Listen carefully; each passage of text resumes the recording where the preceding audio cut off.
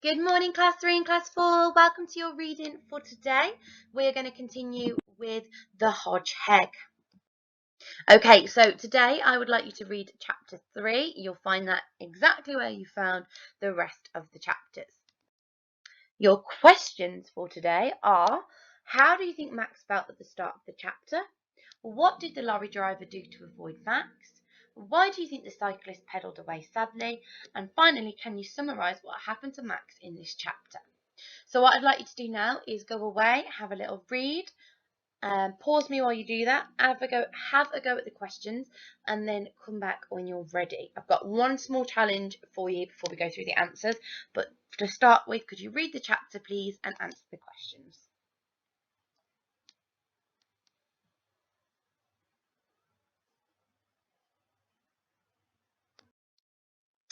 Okay, so a spoonerism is when the initial letter or letters are swapped around.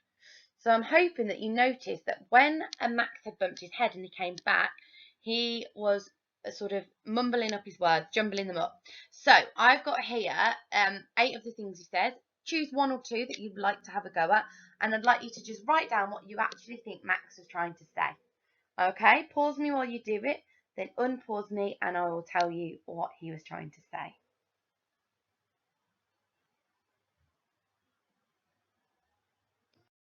Okay, so here you go.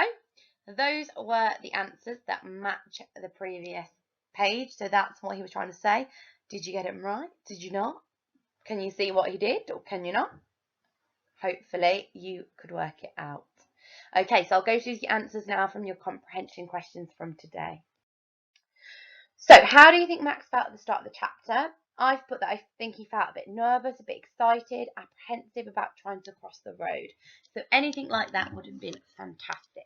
Okay, so what did the lorry driver do to avoid Max? He steered and straddled him so that the wheels went either side of him. Number 3, why do you think the cyclist pedalled away sadly? So I think the cyclist pedalled away sadly because he thought Max was dead and was upset that he couldn't help him. Finally, can you summarise what happened to Max in this chapter? I put, in this chapter, Max decides to try and cross the road. When he does, a lorry almost hits him and it drives over him, its wheels either side. Before he can reach the pavement, a bike accidentally hits him and he blacks out. At the end of the chapter, he crawls under his fence and into his garden, where he tries to tell his family what has happened, but he keeps getting his words muddled up. Hopefully, your explanation is something along those lines and you've summed up really well what that chapter was about. I hope you've enjoyed chapter 3 and we'll read the next chapter tomorrow. Thanks, guys. Good morning, class 3. We are on Wednesday, 24th of June, and we are moving on to our writing now. So today we're going to have a look at planning a story. So we worked a little bit yesterday and on Monday using descriptive language and how we can enthrall the reader through description, and we're really focusing on our grammar skill of using expanded noun phrases. So really thinking about how we can add extra detail for the reader, expanding that sentence to give as much information as possible within reason about the noun that we are talking about. Okay, so we're using that same picture again because I absolutely love it. I think it's beautiful. And here is the start of a story. Now, I think it's all right. It's not the best. I think language-wise, it's okay. I think you guys could probably do a better story opening. However, we're going to use this as our story opener. And I'm going to read it to you in a second, and then I've got some questions for you to think about in terms of what you think could happen next. And today we're simply just going to plan writing the rest of the story. Now, you might find that you just want to write the next paragraph. That's okay, and you can leave it on a cliffhanger, or you might want to challenge yourself and see if you can complete the story. So there's 2 possible things we can do there, okay? So it's up to you. I do not mind which, but we're going to read through the story opener. Okay, this is the start of the story. The king had known that the gift he presented to his children on their 5th birthday was dangerous. However, he was prepared to take the risk of letting them own a pet dragon. Eventually, hopefully sometime in the future, the twins would rule the kingdom together, and they would need all the help they could get. No one could deny that a dragon was a powerful ally. Before that day, though, the children had much work to do. They had to train their dragon. Okay, so if anyone's unsure what it says that no one could deny that a dragon was a powerful ally. An ally is like someone on your side, somebody that's kind of working with you. So that's implying there that when the twins take over the kingdom and they rule the kingdom, then having a dragon sort of on their side will be really useful for all sorts of situations. Okay, so that's the start of our story. So think about what we know so far there. So the two children in the picture, they are twins. Now we can't work out, we know that they got the dragon as a present for their 5th birthday. Whether this is the day they got their present, I don't know, that can be up to you. Or whether this is maybe a couple of years after. But we know that the thing that they've got to do is to train their dragon. Okay, so it is up to you. You can either write the next paragraph or the next couple of paragraphs and sort of leave it on a cliffhanger to make your reader want to continue reading, or you can plan to finish the story. Okay, now that might take longer obviously, but it is up to you. It's up to you. So I've got some questions here just to help you think about planning what you're going to write next. So we've got, why is the king given his children a dragon? We kind of know that. Do you think it's a wise decision? What do you think the children will try and train their dragon to do? Can you think of any strategies that the children might use to train their dragon? Where do the children live? Can you think of a good name for their kingdom? Why do you think the children will need all the help they can get when they come to rule? Can you think of names for the children? What is the boy feeding the dragon? So what do we know the dragon might eat? What do you think the girl is carrying? I'll show you the picture again in a second, and the girl has got something in her hand. What will they need to train their dragon to do? So that's very simple. Actually, we've already got that question, so you can ignore that. And yeah, similar to what strategies do you think that they'll use to train their dragon, or how do you think they will train their dragon to do this? But also I want you to think about what could go wrong. So if you want to think about leaving it on a cliffhanger, or perhaps you want to think about having a problem in your story, have a think about a problem that they might encounter. Is your story just going to be about how they train the dragon, or is it going to be sort of in a few years' time when they rule the kingdom, they've got their dragon, and the problems that they might encounter then? So there's loads of different ways you can go with the story. Okay, so you've got the picture there again for you to have a look at. So pause now if you like, whilst you have a little think about any sort of extra information there. So have a think about what it is the boy's feeding the dragon. The girl's got something in her hand. So have a little look at what you think that might be and what it's for. Okay. So pause now if you want to continue looking at that, and you can always rewind the video back to this in a minute. Okay, so your task today then, to use those questions to help you, but I just want you to plan what could happen next in the story. So you can use bullet points to make a note of the events that you want to happen, and plan the descriptive language that you're going to use within each of those events. Okay? Now remember, it's totally up to you if you want to just do the next part of the story, if you want to go all out and finish the story. I don't mind. This is completely independent. It's completely up to you. It is your choice. You can make it as challenging as you like. Okay? You've got the story starter there for you. You don't have to write that out. You can if you want to, but you don't have to. Today you're just planning what you're going to write next, what's going to come after this bit. Okay? You're just planning it, and then tomorrow you're going to do your writing. Okay? So good luck with that then, guys. I can't wait to see your ideas. Okay then, guys, so now you're done with your writing and your reading this morning, we're going to move on to maths. So yesterday we were looking at sorry guys, I've got the right one on now. Oh, it jumps back every time I open it for some reason. Sorry. Right, we are moving on to maths, and we are on again 24th of June, and today we're looking at subtracting money. So yesterday we looked at adding money, and on Monday we looked at converting between pounds and pence. So remembering to use that key fact, we know that £1 is equal to 100p. Okay, so remember that's really important throughout this week when we're looking at money. So again, you're going to have the lovely gentleman talking you through some different ways we can work out subtracting money and how these problems might be presented to us using part-whole model, a bit of bar modelling, a bit of using number lines to find the difference. Okay, so just have a go, and don't forget when he says do questions 1 to 4 now, don't worry about that, save it all till the end when I'll put the questions on the board for you. Okay, so here he is. Hello again. In our last lesson we looked at adding money, So now we're going to do the inverse of adding, which is subtracting money. We've got our part-whole model, and unlike last time when we were asked what the whole was, this time the whole is given and we've got one part, and of course our question is what's going to go in the other part. Let's break this down and work out how we're going to tackle this question. How I'd do this is I'd firstly work out how much money have I got in the whole. So let's count them up. We've got £2 for £6, £7, and in the pence we've got 10 at 2, we've got 12 pence. Okay. What about the part that we know? Well, we've got £5 and we've got 5 pence. So we've got our whole, we know our part. So how do we find the other part? Well, we need to do a subtraction, don't we? Let's do the pounds first, just like we added the pounds first before. We're going to subtract the pounds first now. 7 subtract 5, £2. So that's going to be £2 as that part. And let's do the pence. 12 subtract 5, 7 pence. 7 pence as our part. Because if we put those two parts together, we'd end up with £7 and 12 pence. Two more part-whole models there for you. Pause the video, have a go at completing the missing parts. Let's have a look. So the first one on the left, £8 and 51 pence is going to be the other part. And on the right, it's going to be £1 and 3 pence. I think we're getting really confident now at using a part-whole model to subtract money. So if you've got the White Rose Maths worksheet for this lesson, you can have a go at the first two questions on it. If not, you can look for some subtracting money questions on the BBC Bitesize website, or you can simply keep watching the video. Here we've got a worded problem that will involve subtraction.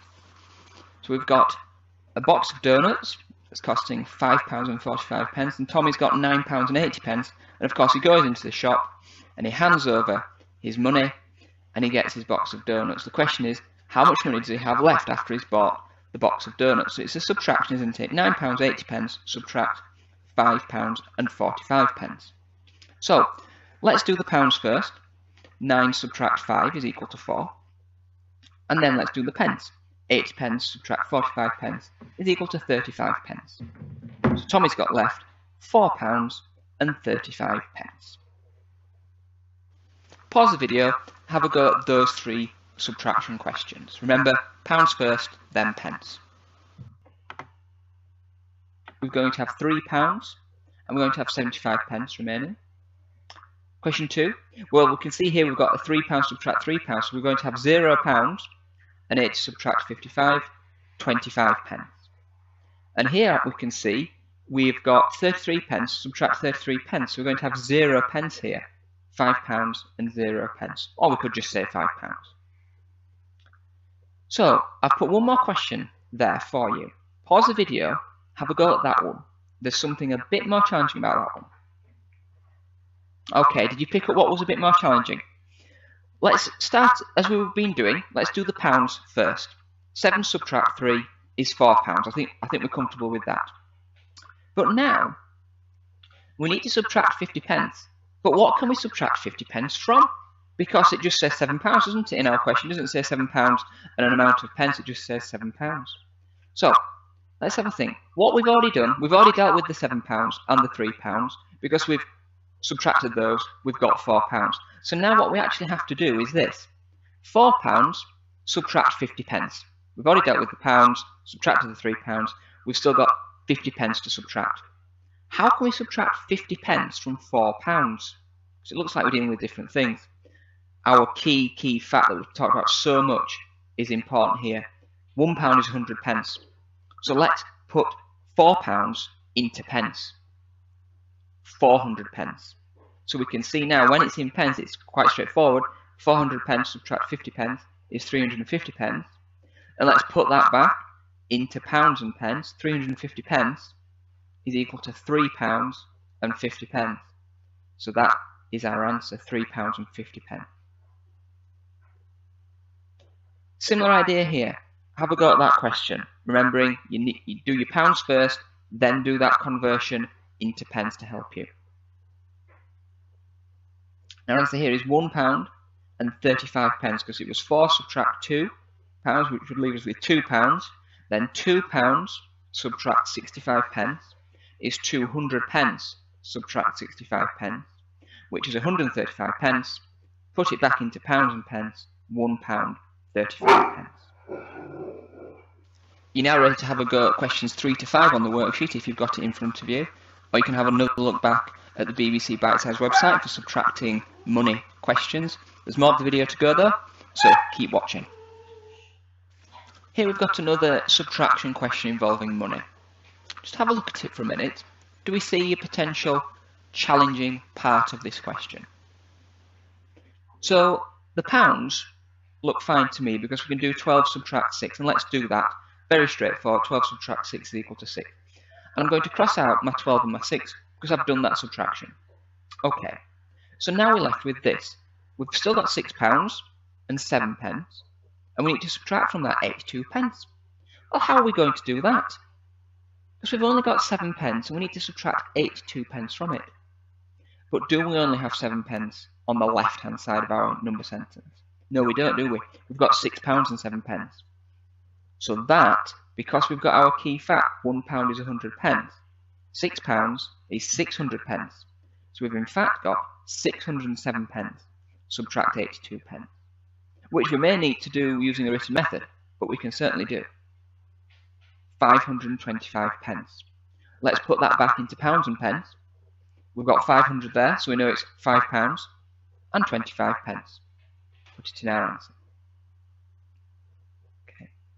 So I've given you 3 questions that use that same idea of putting a pounds and pence amount into all pence.